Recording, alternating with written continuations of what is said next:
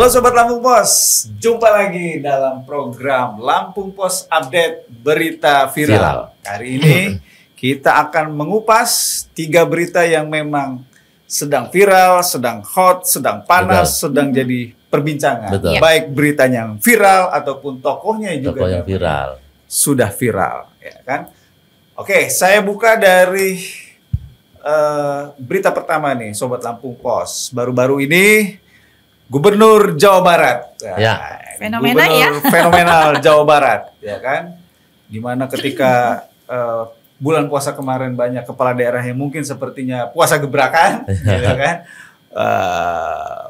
Kang Deddy Mulyadi KDM itu terus menggebrak, gitu kan? Baru-baru ini Kang Deddy Mulyadi, Sobat Lampung Pos, menyatakan, mengklaim atau mengkanter pernyataan dari beberapa orang yang mengatakan bahwa apa yang dilakukan dia selama ini itu adalah sebenarnya pencitraan. Pencitraan demi konten katanya ya. Demi konten. Atau ada juga yang mengatakan bahwa ini ya sebenarnya reality show Deddy Mulyadi gitu kan.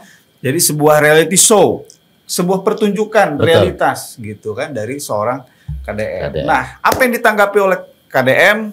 KDM menilai bahwa kalau dilihat dari ini pencitraan itu bisa dilihat loh dari anggaran, pencitraan,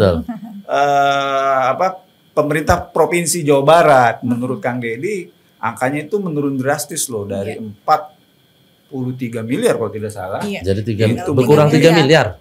Berkurang 3 miliar. Berkurang menjadi 3 miliar ya. Bukan, berkurang 3 miliar. Jadi apapun itu kalau saya mau pencitraan ya kan, ya saya akan tingkatkan jor-joran gitu dan tidak di sosial media, mungkin di media-media bendring lah kira-kira menurut Kang Deddy itu seperti itu. Gitu. Ya, ini menarik ya Sobat Lampung Pos. Kira-kira Sobat Lampung Pos akan memilih pemimpin yang seperti apa nih? Pemimpin yang rajin mengeluarkan gebrakan-gebrakan, yang itu gebrakannya sesuai dengan kebutuhan masyarakat, tidak bertele-tele, tidak berkepanjangan, apa masalahnya langsung disampaikan solusinya, tidak birokrasi lah ya. Atau milih pemimpin yang penuh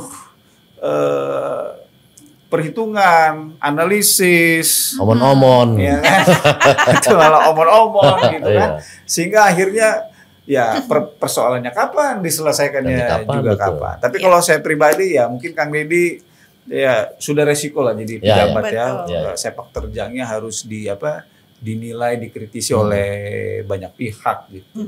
Dan yang unik lagi sebenarnya Kang Deddy ini daripada ini jadi perdebatan, udah diaminin aja itu emang pencitraan kan. Gitu. Karena setiap pejabat itu harus memiliki citra gitu, dan jati diri lah ya. Dia harus memiliki citra diri dan itu memang harus dilakukan gitu. Jadi ya sebenarnya Kang Deddy tidak mau bertele-tele nih. Dia ya udahlah kalau memang ada yang menganggap pencitraan udah diaminin aja itu pencitraan karena setiap pejabat publik itu harus punya pencitraan. Tapi kalau saya pribadi sih sebenarnya terlepas dari pendapat kiri kanan depan belakang ya tinggal masyarakat Jawa Barat aja yang menilai gitu. Apakah ini benar-benar hanya sekedar pencitraan atau mereka punya manfaat, mereka merasakan gitu loh. Apalah artinya pencitraan kalau itu tidak berarti apa-apa di lapangan. Iya, gitu, betul.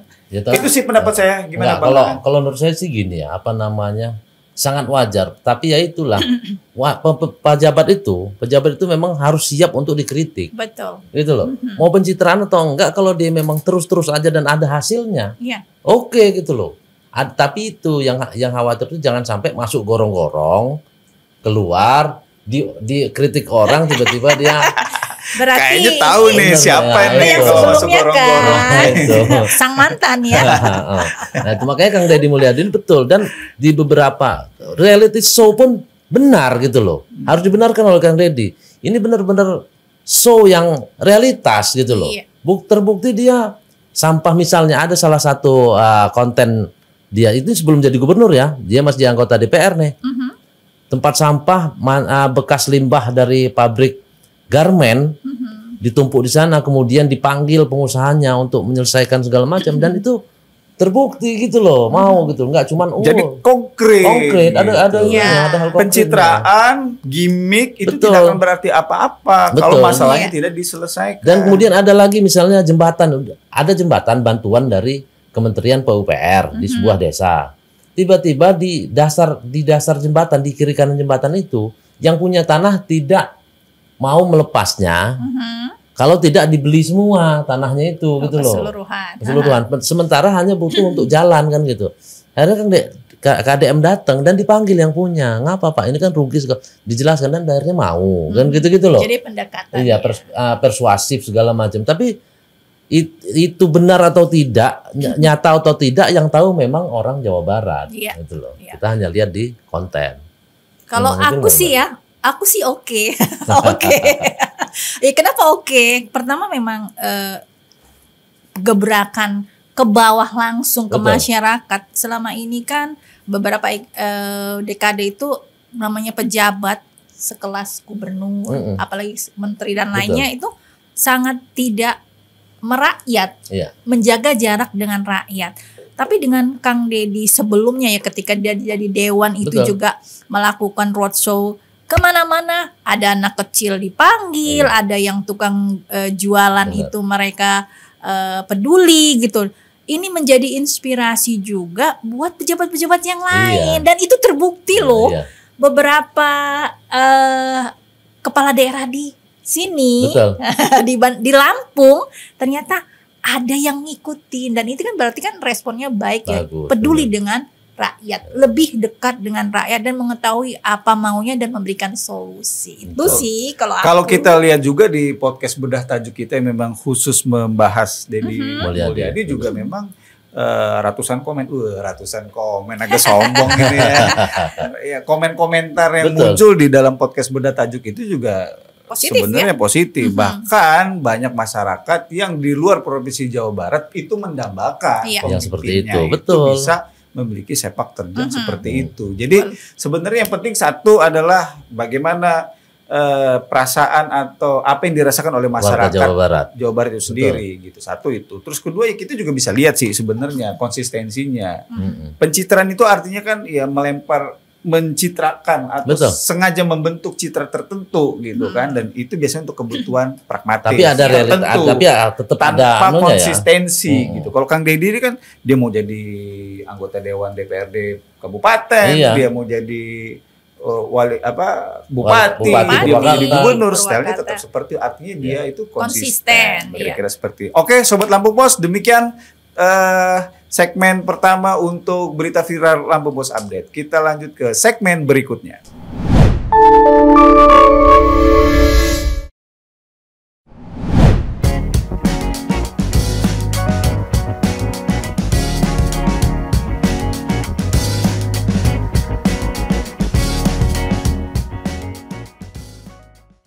Lampung Pos berdiri dari tahun 1974. Telah menjadi sumber informasi terpercaya bagi masyarakat Lampung selama lebih dari 4 dekade. Berawal dari surat kabar cetak, Lampung Pos terus beradaptasi dengan perkembangan zaman. Menyongsong era digital 5.0, Lampung Pos terus berbenah diri untuk tetap relevan. Dengan adanya platform digital, Lampung Pos menyajikan informasi yang akurat, objektif, dan berimbang, serta memperluas jangkauan pembaca. Lampung Pos dapat diakses melalui sosial media, laman Facebook, Instagram, dan TikTok. Lampung Pos memiliki One Click, koran cetak dan digital, Metro TV Lampung, Radio Saya 100 FM, Lampos Event Organizer, dan Lampos Publishing. Lampung Pos, jendela informasi Lampung. Menuju era digital 5.0, Lampung Pos berkomitmen untuk menyajikan informasi yang akurat, objektif, dan berimbang, serta membangun platform diskusi dan interaksi yang bermanfaat bagi masyarakat. Lampung Pos kini hadir dengan koran digital. Koran digital adalah solusi praktis dan modern untuk mendapatkan informasi terkini hanya dengan sentuhan jari. Dengan berlangganan paket premium digital atau paket corporate di lampos.co, kamu bisa membaca seluruh berita eksklusif. Semua tersedia lengkap dalam satu platform tanpa repot. Untuk berlangganan, kamu bisa kunjungi link di s.id/digitallampos. Kemudian klik sign up, lalu isi data pelanggan,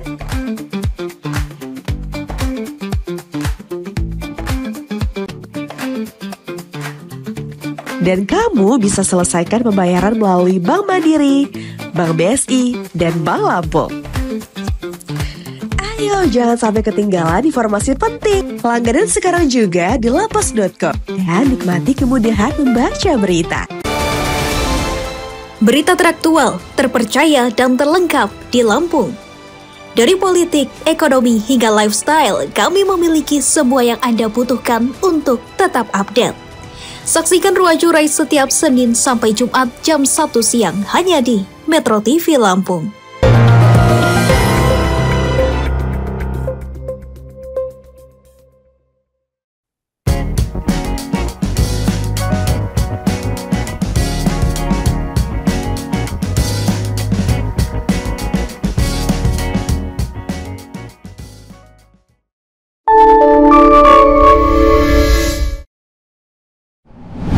Oke, sahabat Lampung Pos, kali ini berita viral kita tentang pagar laut yang katanya Mabes Polri tidak ada kasus korupsinya, dan ini langsung ditanggapi oleh pakar hukum pidana ya dari Universitas Trisakti, itu Abdul Fikar Hajar, yang menyatakan bahwa polisi memandang dalam perspektif sempit hal itu gitu ya.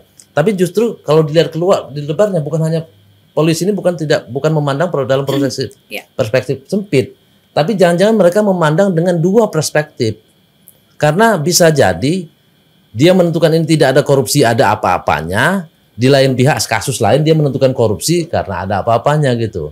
Tapi ya itu, katanya pengamat hukum pidana itu lebih baik sekarang dialihkan aja ke Kejaksaan Agung gitu. Sementara rakyat juga mendamba nih, Kejaksaan Agung kan masih rajin-rajinnya ya mengungkap korupsi ya gitu ya. Makanya itu harapannya ke situ, dan memang saat ini Polri sampai sekarang belum memandang itu. Padahal dalam perspektifnya pengamat Trisakti itu tadi, itu bahwa penguasaan ruang laut itu juga termasuk korupsi. Karena dia merugikan uang negara, merugikan nasib nelayan, kemudian juga akses nelayan ke darat. Nah itu. Yang kedua, sudah terbukti bahwa ada pemalsuan sertifikat oleh Ades Kohort ya, Arsip bin Anif gitu kan. Dan itu terbukti dia mengeluarkan sertifikat palsu itu, tentunya kata Fikar itu bahwa itu pasti ada korupsi minimal gratifikasi ataupun suap, jangan-jangan seperti itu kan, untuk mengeluarkan sertifikat bodong itu pasti ada sesuatunya kan? Ada sesuatunya seperti itu kan gitu. Tapi apapun itu kata Polri seperti itu, dan mendapat jawaban dari pengamat hukum pidana itu, memang saat ini orang sudah mulai mencium ada bau-bau busuk nih dari pengusutan pagar laut itu gitu ya. Nah itu, mungkin Bung Agok sendiri sudah mulai ada bau busuk tuh. Nah mungkin dalam hal ini mungkin ada tanggapan dari Bung Agok mungkin yang udah mulai tutup hidung tadi. Iya. Ini kalau saya sih melihat kasus pagar laut ini sesuatu yang anti klimaks ya. Iya. Sesuatu yang anti klimaks, gitu. Dimana endingnya itu jauh dari gegap gempita atau dari besarnya awalnya sorotan masyarakat. Kemudian juga sebenarnya balik lagi nih, mau nggak mau saya harus mengutip Profesor tercinta nih, Profesor Mahfud MD, yang di awal-awal sebenarnya Prof Mahfud itu sudah menyatakan gitu kan, sebenarnya tidak ada aduan itu seharusnya polisi harus bergerak cepat, dan menurut beliau juga sebenarnya sudah ada indikasi-indikasi ke arah pidana gitu loh, karena ada lahan yang itu semestinya tidak ada produk hukumnya berupa sertifikat hak milik tanah. Nah, ini menjadi ada. Dan itu menurut Prof Mahfud ada produk hukum MK yang ditumbur di dalamnya. Betul. Kan? Tidak boleh ada bidang di atas permukaan laut itu dimiliki secara pribadi. Betul. Ya. Dan sebenarnya sudah ada indikasi yang kedua ketika kementerian terkait menghukum pejabat yang terkait dengan kasus ini. Artinya mereka tidak mungkin dong dihukum kalau tidak ada kesalahan. Cuma persoalannya apakah kesalahannya hanya sebatas kesalahan administrasi prosedural yang itu hanya diselesaikan dengan aturan main gitu, dalam undang-undang ASN, mutasi dan sebagainya. Ya kan seharusnya ya celah hukum harus tetap dikedepankan. Supaya apa? Supaya masyarakat itu benar-benar gitu loh melihat pernyataan Presiden Prabowo bahwa tidak ada diskriminasi, tidak ada perlakuan khusus yang akan diberikan oleh pemerintah dalam memandang kasus. Tidak ada tebang pilih pagar laut. Jadi waktu itu kan publik udah melihat, wah ini Presiden akan gas nih untuk kasus pagar laut nih. Ini kayaknya dalangnya ya kan. Iya. Atau yang punya kepentingan ikan kakapnya ini kayaknya bakal disikat juga. Tapi memang orang-orang itu sudah mulai memandang pesimis pada saat yang mengusut itu Mabes Polri gitu loh. Nah seperti itu. Mungkin ada tanggapan lain, Mbak? Oke. Kalau saya melihat ini malah kok jadi begini ya gitu. Jadi harapan masyarakat awalnya benar itu bahwa akan ada terungkap ya. Betul. Bahwa nantinya nih siapa di baliknya pagar laut ini akan terungkap. Tapi dengan pertemuan dengan 9 pengusaha itu kok jadi ciut juga ya saya ya. Gitu kan. Kemudian ternyata itu tadi ya itulah tadi ya sudah ada kong kali kong campur tangan. Sudahlah awalnya kita apresiasi dulu gitu kan. Kita kasih masyarakat ini senang dulu. Tapi itu tadi dibuai akhirnya mentok-mentok lagi. Tapi pada dasarnya dari sisi lingkungan saya melihat ya, karena saya juga termasuk peduli ya dengan lingkungan. Ini masyarakat itu pantesan pro Deddy Mulyadi tadi ya. Gitu ya. Iya, karena masyarakat nelayan di pesisir itu sangat dirugikan dengan adanya pagar laut ini. Pertama, merusak ekosistem atau tempat ikan yang beranak itu, berpinak itu menjadi tidak ada lagi dengan adanya pagar laut. Kemudian akses nelayan juga menjadi tersendat, mau masuk segala macam kan. Bisa, betul. Iya, ini saya melihat dari sisi sini satu aja ya. Kalau memang nggak ada korupsi berarti masyarakat yang dirugikan bagaimana? Masyarakat nelayan, masyarakat pesisir yang dirugikan betul. Itu bagaimana secara hukum untuk pengaduannya gitu ya. Ini yang menjadi pertanyaan ya itulah, dibalikan. Padahal sudah sangat terasa ya sama nelayan itu ya. Pada saat perorangan atau korporat memiliki tanah di pantai aja ya, di pantai saja. Alangkah sulitnya mereka mau melintas saja ya. Melintas. Seandainya mereka dikejar naga istilahnya, naga di tengah laut. Dan dia harus berusaha untuk menyelamatkan diri, ke pantai nggak bisa. Mau apa nasibnya kan seperti itu kan. Ya seperti itu mungkin gitu loh. Ya pada akhirnya mungkin publik termasuk saya pribadi ya akan melihat ini jelas ada hal yang tidak beres. Betul. Ada yang janggal gitu. Sesuatu yang terang benerang, sesuatu yang tampak nyata justru tidak jelas ini endingnya gitu. Atau mengecewakan ini endingnya. Oke mungkin gitu ya Abang Longpos ya. Kita udah bahas ini. Kita sengaja buat agak penasaran. Jadi yang mau komen silahkan di komentar di bawah video ini gitu. Kita pagar laut anti klimaks. Pagar laut anti klimaks gitu. Nah, kemudian mungkin kita akan masuk ke segmen berikutnya.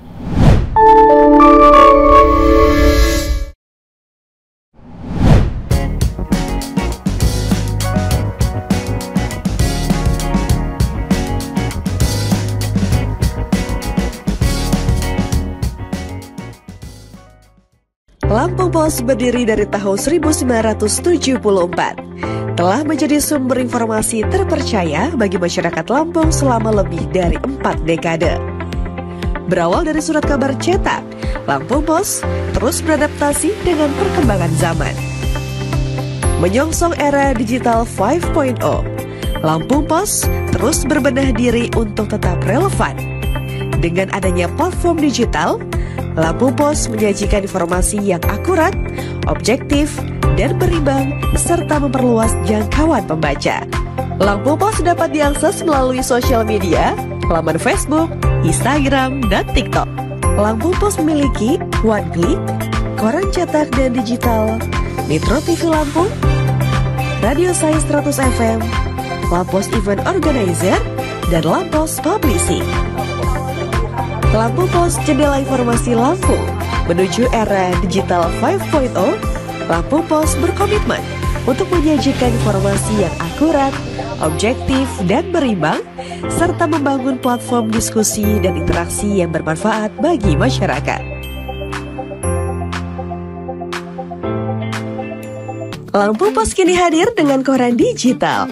Koran digital adalah solusi praktis dan modern untuk mendapatkan informasi terkini hanya dengan sentuhan jari. Dengan berlangganan paket premium digital atau paket corporate di lampos.co, kamu bisa membaca seluruh berita eksklusif. Semua tersedia lengkap dalam satu platform tanpa repot. Untuk berlangganan, kamu bisa kunjungi link di s.id/digitallampos. Kemudian klik sign up. Lalu isi data pelanggan.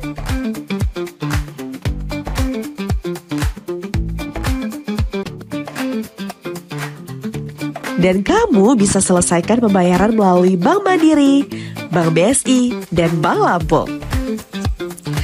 Ayo, jangan sampai ketinggalan informasi penting. Langganan sekarang juga di lampos.co dan nikmati kemudahan membaca berita. Berita teraktual, terpercaya, dan terlengkap di Lampung. Dari politik, ekonomi, hingga lifestyle, kami memiliki semua yang Anda butuhkan untuk tetap update. Saksikan Ruang Curai setiap Senin sampai Jumat jam 1 siang hanya di Metro TV Lampung.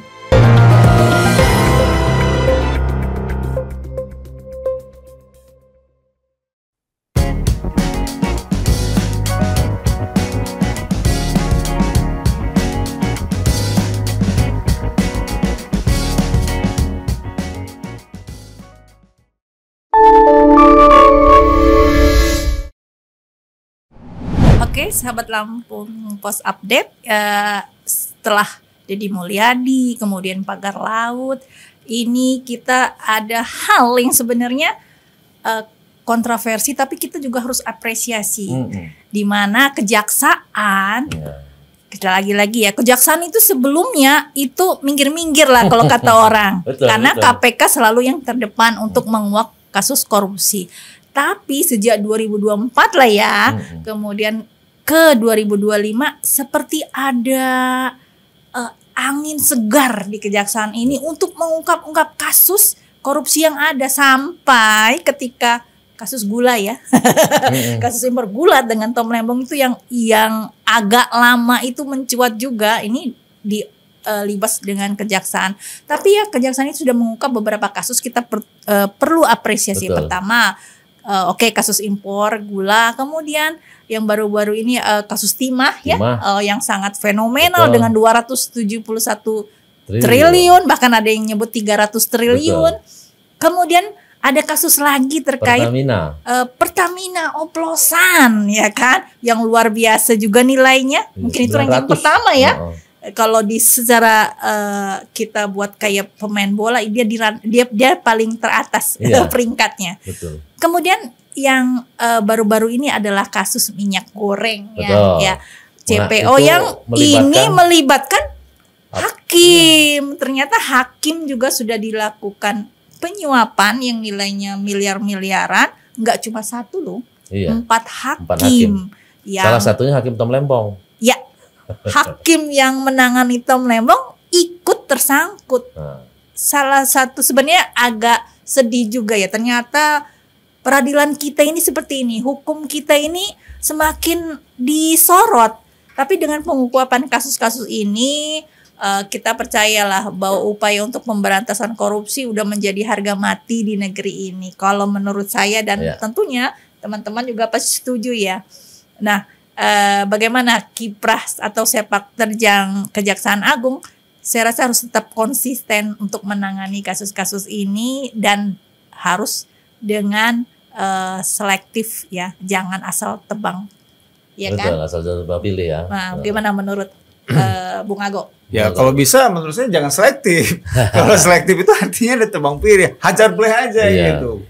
babat bingkas saja praktik korupsi di mana-mana, baik di kubu pemerintah maupun di kubu oposisi. Betul. Gitu, Maksudnya kan? selektif. Tapi nggak ada oposisi ya. Nggak ada lagi kan oposisi, benar. Nggak selektif ketika kasus itu ditangani, itu harus paripurna, iya, jangan karena jangan. titipan. Jangan karena titipan ya. Iya Betul. itu. Oke, baik. Jadi ya mudah-mudahan sih dengan adanya gebrakan yang dilakukan oleh Kejaksaan Agung di tahun 2025 itu bisa mengangkat indeks korupsi, perception corruption what di indeks persepsi korupsi di Indonesia itu menjadi lebih baik lah dari tahun-tahun sebelumnya. Kemarin memang ada peningkatan tapi tidak signifikan ya, hanya beberapa poin. Kemudian di 2005 ini itu menjadi sesuatu yang baik. Tapi sebenarnya tetap saja apapun kasusnya kalau bisa jangan hanya pada pengungkapkan saja. Iya. Gitu. Harus tuntas. Itu harus tuntas. Nah, menjadi itu. PR juga sebenarnya bagi Kejaksaan Agung gitu supaya kasus ini yang yang diungkap diungkap ini juga tidak hanya kepita di proses ketika awal ya. Juga endingnya juga harus bagus juga lah ya. Bagus juga gitu. Harus benar-benar ya oke guys. Ya jangan bertele-tele seperti kasus ijazah ya. Ijazah palsu yang sudah beberapa periode nggak ini juga. Dan menurut saya sih ini memang tahun inilah Kejaksaan harus bisa membuktikan eksistensi dari rompi pink. Iya, rompi pink bukan kalau orange dulu ya. orang paling gegap gempita pada saat rompi orange kan? Ya. Kalau ini rompi pink, sebentar-bentar rompi pink keluar, sebentar-bentar rompi pink keluar. Gitu. Dan ini memang harus, dan ini dimulai dari akhir 2024 ya, sampai 2025. Betul. Nah, jangan-jangan gitu, ini mengapa kok makin eksis setelah ganti kepemimpinan gitu. Saya ada kecurigaan juga, jangan-jangan ada pembungkaman dulu. Cuman ini namanya kecurigaan ya. Kita nggak boleh juga asal tuduh gitu loh. Harus ini ada bukti ya. Bahaya. Ada yang injek rem gitu. Nah, ada yang injek rem. KPK nginjek rem ya. Nah, gitu loh. Ini jangan-jangan dulu di Kejaksaan ini dibungkam untuk tidak mengeluarkan rompi-rompi kuningnya itu gitu loh. Pinknya. Mungkin rompi pinknya itu supaya mungkin biaya laundry mahal mungkin ya dulu ya. Betul. Sekarang udah mulai agak bagus tuh di mana-mana, terutama pada saat mereka berhasil mengungkap Pertamina itu yang luar biasa kan ya. Dari asumsi kerugiannya itu ternyata ada 900 triliun. 900 triliun itu artinya memang kalau tidak ada korupsi Pertamina, jangan-jangan tidak ada efisiensi 2025 ini. Efisiensi yang hanya 700, ini ada korupsi yang 900 triliun, artinya masih susuk 200 triliun itu kan bisa untuk apa-apa gitu loh. Betul. Ya netizen harus kreatif nih gitu ya. Jadi supaya aparat penegak hukum di Indonesia itu benar-benar fight gitu kan dalam memerangi korupsi, ya buatlah klasemen liga korupsi yang mungkin mulai dispesifikasikan. Oh, ini liga korupsi yang ditangani oleh Kejaksaan. Mana nih liga korupsi yang ditangani oleh KPK, yang ditangani oleh Bareskrim, pagar laut aja nggak selesai-selesai. Iya gitu. Jadi supaya ya Indonesia ini bisa menjadi Indonesia emas. Betul, 2045. Kalau tidak ya menjadi Indonesia cemas. Gitu. Karena apa? Karena ya di balik semua yang kita lihat ini ternyata ada mafia korupsi yang sedang bekerja di dalamnya, dan itu sangat merugikan masyarakat dan perekonomian negara, kira-kira seperti itu. Oke Sobat Lampung Pos, inilah topik menarik di Lampung Pos Update. Kita nantikan hal-hal viral lainnya yang akan kita bahas di episode selanjutnya. Sampai jumpa. Sampai jumpa.